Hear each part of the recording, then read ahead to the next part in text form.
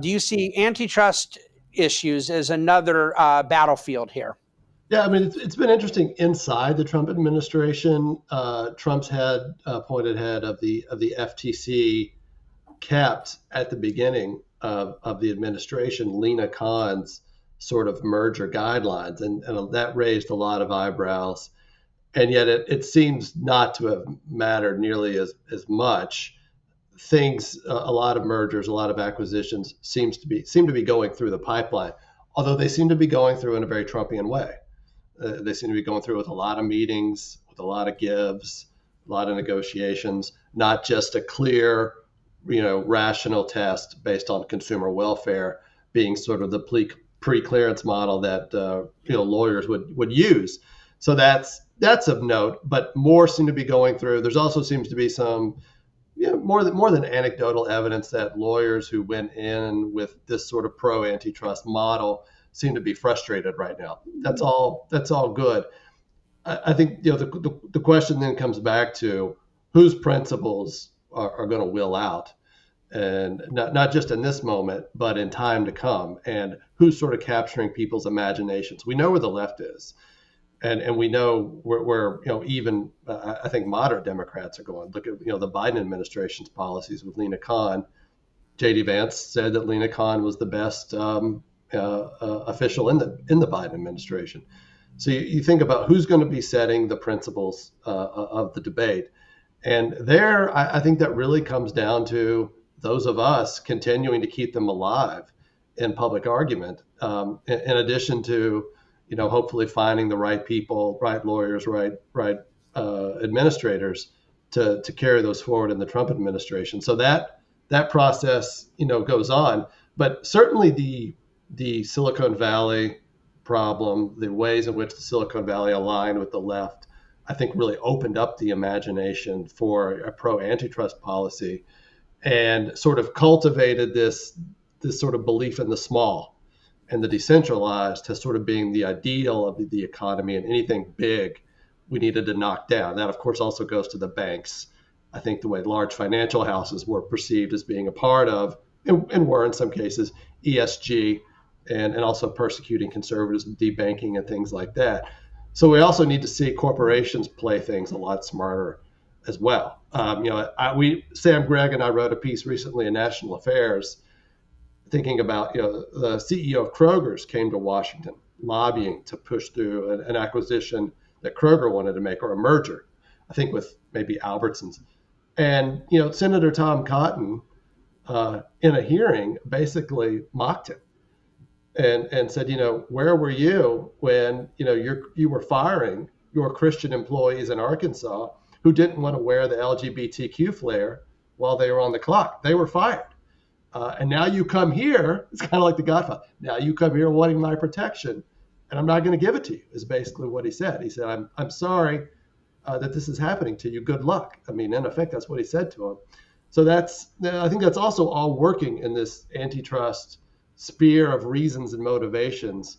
But I think what we have to do is find ways to rearticulate what the consumer welfare standard was about and why that actually leads to a more dynamic economy and one where more people can participate in it. So that sort of involves argumentation that people aren't even aware of, really. I think in that incident with Kroger and Senator Cotton, it was this opportunity where guys like you and I could have felt very comfortable saying all at once, yes, why were you blocking your employees' rights and religious liberties? Yeah. And also, yes, Kroger should be allowed to merge with Albertsons. Yeah. But to your point, these guys are their own worst enemies sometimes when they behave badly. They're not winning friends and influencing people.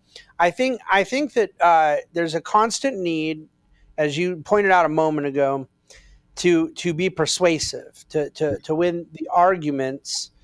And it is one of the areas with this general protectionist strand that I'm tempted to not pick on our side that much, that, we didn't win the argument and then they ran away with the tariff side, because we really were victims of an incredible whack-a-mole.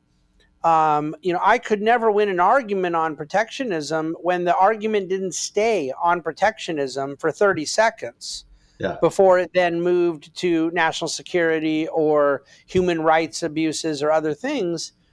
And this is where I think there's an opportunity for many of us, and you mentioned Sam Gregg and whatnot, to point out that in the end, it is very clear at this point that those who advocated, you mentioned Kevin Roberts, he had tweeted early on that what we were after was a full, unambiguous decoupling from China. Yeah.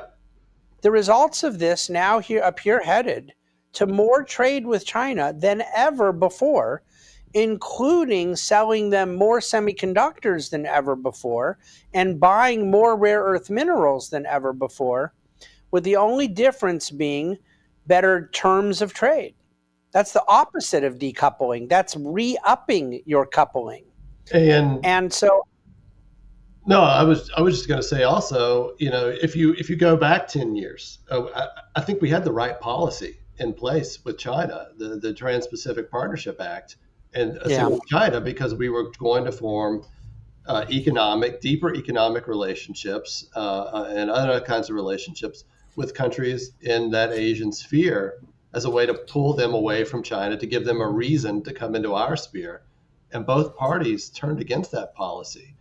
And that would have been the way you slowly decouple in a national security sense, because there was a recognition that assumptions made 20 years ago weren't coming true with China. And now what are you going to do about it? And yeah. you can't just decouple overnight, but you can create conditions by which important realms of commerce can leave China and can do so on profitable terms. But that's gone. And so you look at these. Well, and by the way, Richard, with that, to your point on TPP, so that people can at least have a non-revisionist remembrance of this, all the talk about reciprocity Yeah, and how it was we were getting ripped off by Vietnam and South Korea and other countries, all of that was addressed in TPP yeah, as well. We yeah. would have now gone for 10 years with significantly lower barriers of entry to trade reciprocally had we pursued TPP. And now we're punishing these nations Yeah. with the new tariffs. So we're punishing Japan. So none of this makes any sense. Countries like Indonesia that we need to help bring. So I fail to understand the rationale in any of this. What I noticed is it started with national security, and then it goes to like small towns in Western Pennsylvania we need to recultivate. Um, and then it goes to the family, and we need to get our young men employed again. And if they're employed, they'll be marriageable, and we'll have more children, and Tocqueville and all this stuff. Yeah. And it never sticks. At the end of the day, it does seem to me it's about, we have to have the government engaged in creating conditions of economic abundance again. And then what really, what makes you just sort of scratch your head is just sort of basic evidence, that I present, that many others present. When you look at the growth of incomes over the last 30 years or 40 years, the growth of the manufacturing productivity, total factor productivity, all of these sorts of things, you can quibble with it, but they fly in the face of this narrative of China shock, of we emptied out the middle class, we emptied out jobs for men. None of this is true.